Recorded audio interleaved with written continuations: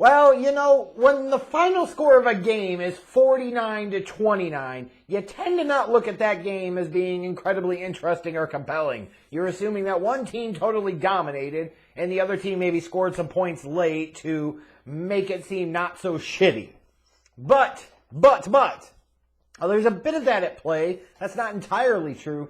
Today's Bears-Cowboys game was certainly something. I mean, it was certainly something because early on, it was looking really, like, embarrassingly bad for the Bears.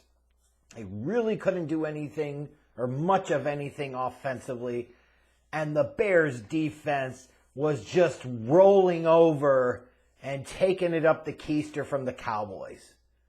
And before you know it, you're sitting there in the second quarter, and the Cowboys are up 28-7. And you're sitting there saying to yourself, there's no way. Like, this is ugly. But this Bears team showed some resilience there in the second and third quarters.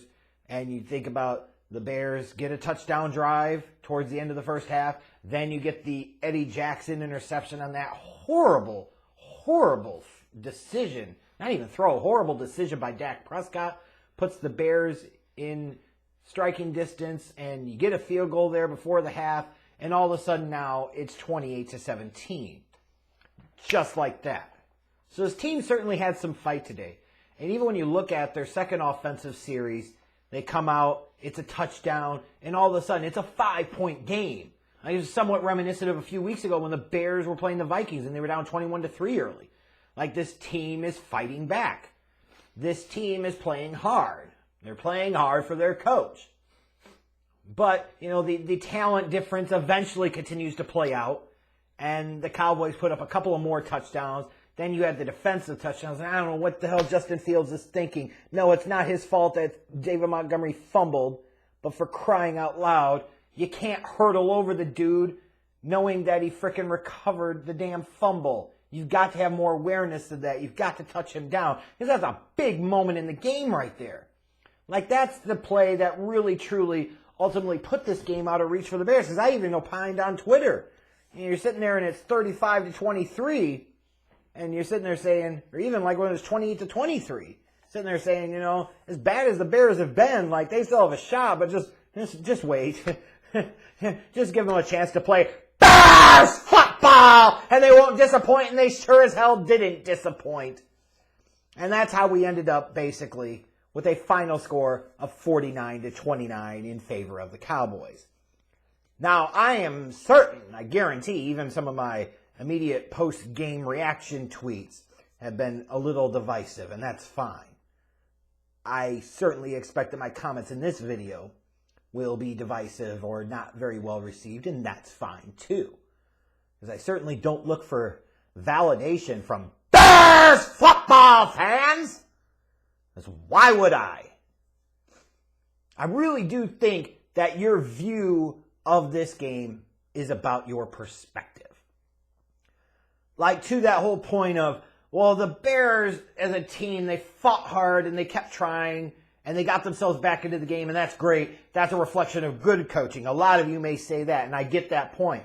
Where I would counter with, well, maybe you wouldn't have to fight so fucking hard if you didn't go down 28-7 to damn begin with. That means that your team wasn't ready to play. I don't want to hear the excuses about short week or not. Other teams have got to deal with short weeks too. I don't want to hear that crap.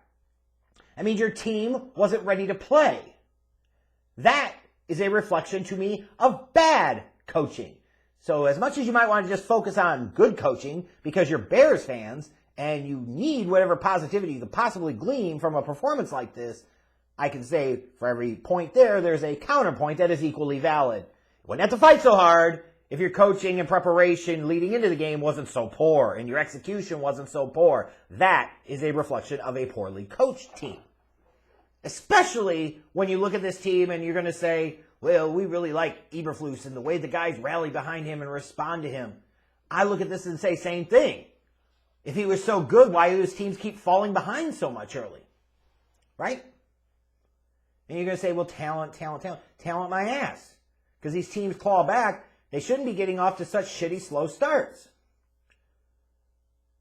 And what the hell does he do when it's his unit that's the weakness here? Especially in this game today. His defense, and Alan Williams' defense, that's the unit that gave up 42 points to the Cowboys. And frankly, if the Cowboys really would have needed to score another touchdown or two today, they'd have been able to get it just like that. No question about it. They just didn't need to. They didn't have enough time. They didn't need to. But they could have if they wanted to or had to. They certainly could have. And this Bears defense certainly wasn't going to freaking stop them. Like, what good does it do to have a defensive-minded head coach when he comes in and his defensive unit stinks like this? It's crazy to me. And then some of you are going to point to the offense. And you're going to talk about encouraging signs. And you're going to point to, man, Justin Fields made some plays today. And he's taking chicken shit and trying his best to make it chicken salad, which is still nasty in and of itself. It's a bad analogy. I wish we would stop using it. But hey, you know, there were signs of hope for today. And I point to that and I say, that is just merely, to me, a reflection of just how much Bears football has lowered the bar for offensive football, and particularly for QB play over the past several decades. I'm not blaming the offense for the loss today, and if you're gleaning that from this, then you're not listening, and that's not my problem. I'm being very clear here. It was a horrendous start in total as a team on both sides of the ball, and then the defense's inability to ever adjust and ever be able to stop this Cowboys team. That was the problem today, the biggest problem. There are other problems, such as on offense, you still gave up 4 sacks. You still had wide receivers with a bunch of drops that, you know, you could point to and say maybe it cost them 70, 80 yards of offense and potentially a touchdown. Well, sure. It all goes into the mix.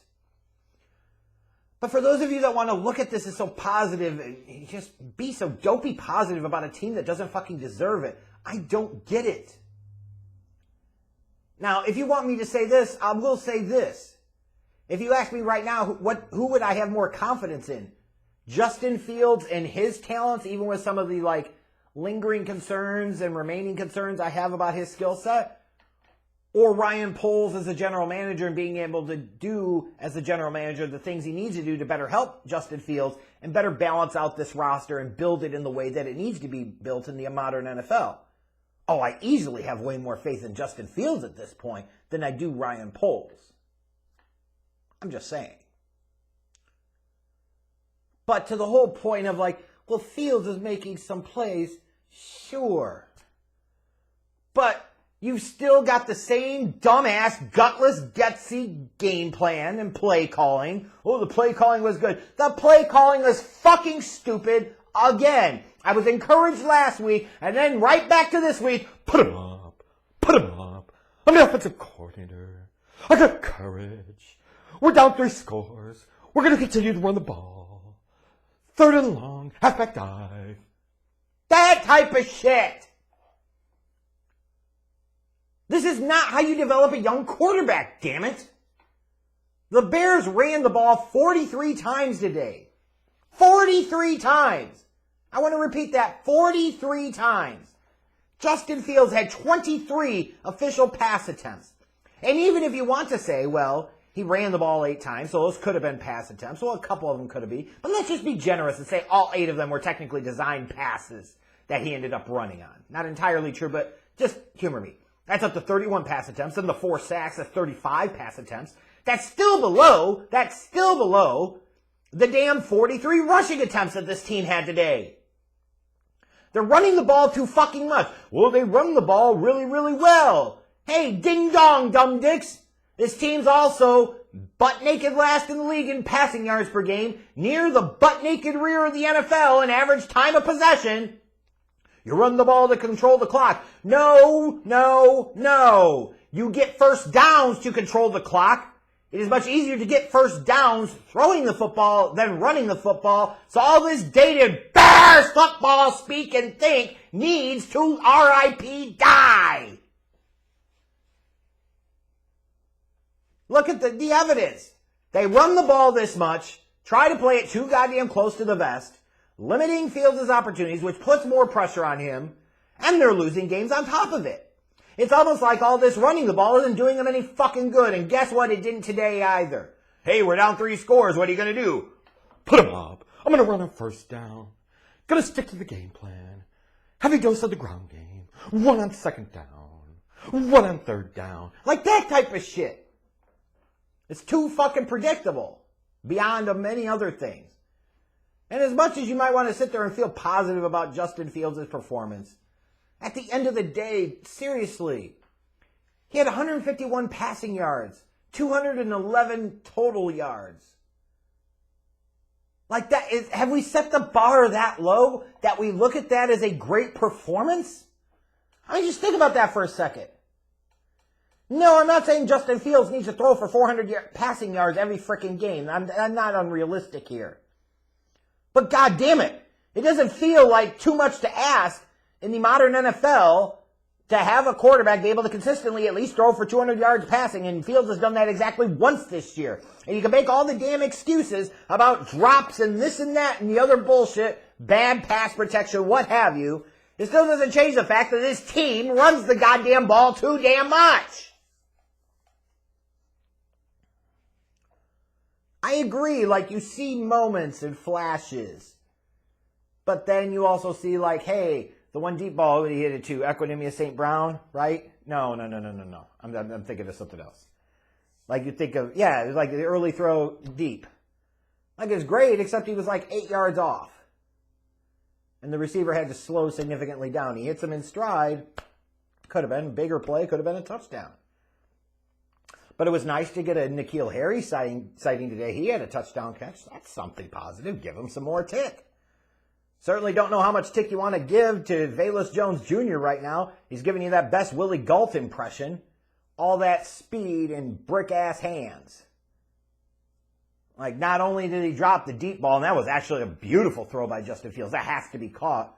But even late in the game, I think, like a little bubble screen got thrown to Jones and freaking... he bobbled that. Like, oh my God. Don't draft 25-year-old project wide receivers. It's not a recipe formula for success. Cole Kmet caught a touchdown pass. Novel concept. Throw to your big tight ends in the fucking red zone, especially when they're open like that, you know? Like, what the fuck good does a head coach do if he's supposed to be a defensive guy and his defense is getting shredded? What the hell good is a play caller who is in a spot where his offense consistently starts off slow out of the gate and this team was down 28-7? I mean, seriously. You can talk that there are some encouraging things in some small pockets, but it's small pockets, folks. And as far as those Bears fans that want to say, you're being too negative, look. The last fan base that's going to give me any judgment, in particular about the quarterback position, is the fucking Chicago Bears football fan base that still to this day, in large droves of numbers, tries to make an argument for Mitchell Trubisky being great, and Mitchell Trubisky getting screwed over, and Mitchell Trubisky being at least a decent NFL starting quarterback, which is totally idiotic. The same fan base that spent 8 years defending and excusing and justifying every bit of the Jay Cutler experience. The same fan base that spent years trying to convince themselves and convince others that Rex Grossman was the guy. So excuse the fuck out of me if I don't take any of you Bears fans seriously when it comes to the damn quarterback position. Because your history has proven that if you say one thing and I say the other, the history is on my side. And right now, I see little snippets of growth and improvement from Justin Fields, but I'm not seeing nearly as much growth and improvement as some of you make it out to be. You get confused sometimes with what you want it to be versus what it actually is. And this offense, oh whoopee, they scored 29 points today. That's great. Could have been more. Really, I mean seriously, it could have been more. And it wasn't. Because the play calling sucks. The talent around Justin Fields sucks. So yeah. Just another perfect example of even when the offense does put up some points, the defense blows chunks because that's what you do with Bears football!